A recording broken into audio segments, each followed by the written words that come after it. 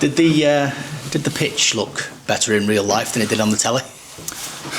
It's better than Port Vale's. What? So there was. So was the moon. Yeah, it was. It was okay. It was the ball was moving well enough when either team decided to pass it.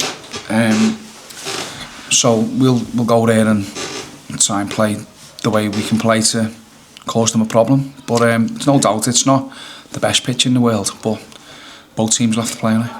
He's happened across a really good formula there this season, as he's signed players that know how to get out of the division in a lot of senses and maintain that momentum from promotion as well. They've been such a tough team to beat. They've got good experience in the group. You look through their team, as you said there's lads who have got promotion experience and good leaders, none more so than the skipper. Max Power is obviously somebody who's been around the block. He's a real driving force for them in midfield. They've got others as well. Curtis Tilt, who's obviously very experienced. Caden Jackson's experienced at this level. Humphreys up front knows what he's doing.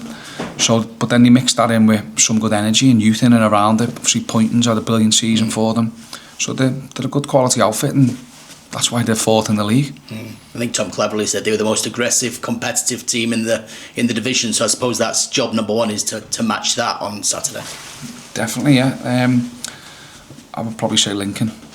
I think they're all right. Probably edge them. They've done a decent job. But yeah, we know we're coming into Bradford. It's not going to be an easy game. They're not going to stand in and let us have things all our own way. So we have to be prepared for how we think they're going to play, what strengths they've got, and how they try and cause you problems. But also think about how we've caused them problems in the previous two games that we played this year, and can we replicate that and cause them even more problems on Saturday? The way that the game panned out on Saturday must leave a decent taste in the mouth, but again you'll probably look at it slightly soberly and look at the ways you can improve. You mentioned those two quick fire goals being a bit of an issue. Is that something you've discussed this week? Yeah, we spoke about it on Monday. We highlighted all the goals that we've conceded in short spaces of time, and spoke about trying to regroup and as I say, not have to.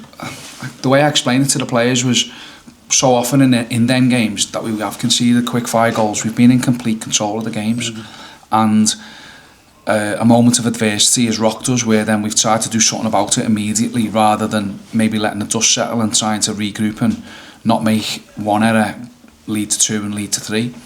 So that was sort of the message, just highlight it. Now whether we can carry that out at the weekend or in future games, who knows, but it's something that we do need to get better at, because we can't afford to be conceding 2 goals in the next coming up games, because we're playing against good outfits, and the likelihood of scoring 3 then is more difficult. That one negative aside though, you must be delighted with the spirit more than anything else. Your team is clearly galvanised. We talked about the late goals and everything like that, but just Bolton have been very hard to beat as well. Don't underestimate it.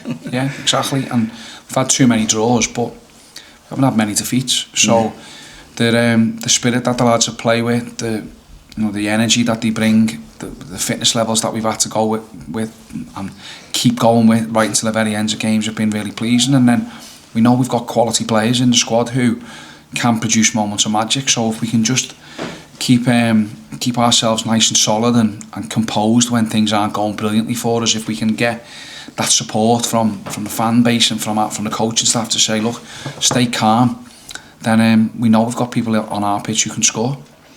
How's Geordie after the weekend? Because obviously the red card was one thing, but then after the game the club's put out a statement that he'd got horrible messaging on social media as well, which we all support him with. What's he been like? Yeah, he's been fine. He's obviously disappointed to be missing the game the weekend. That's the first thing, and he's trained great, but it's not acceptable for anybody to receive that sort of abuse, especially one of your own players. It's just, as I said, not acceptable, and something that nobody wants to see. But Geordie himself, he's an experienced player now. He's somebody who has seen a lot in the game, and I'm sure he'll come back when he's selected again with a clear mind and ready to go. I noticed he did put out on social media an apology, and Macca had done that at Plymouth as well. It's not something I necessarily want to see creep into the game for players, because these things do happen. Yeah, it's football, I say.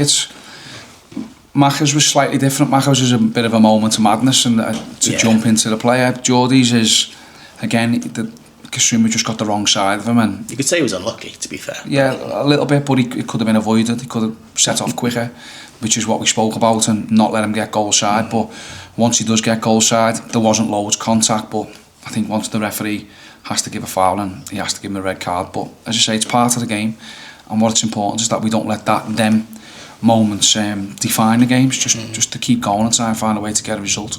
And just finally on Saturday's game, you mentioned earlier that there'll be a memorial before the game for the fire that's so obviously it was 41 years ago now, but the club doing well, very well, Bradford, and make sure that's honoured every year. Bolton fans will know from the Burnham disaster that is something that they want to keep in their history. It'll be a respectful moment, I should imagine. Yeah, absolutely it will be, and it should be. It's nobody should go to football games and not come home. So when these tragedies and disasters happen, it's really harrowing, and it's important that we remember them for as long as possible. It was 80 years, wasn't it, since the Burnham disaster, and now say 41 years is obviously a long time, but people will never forget. It's important that we do respect these moments. Yeah, so that'll be a touching part of the game. So their fans will be really up for it after that, so we need to make sure that we're ready.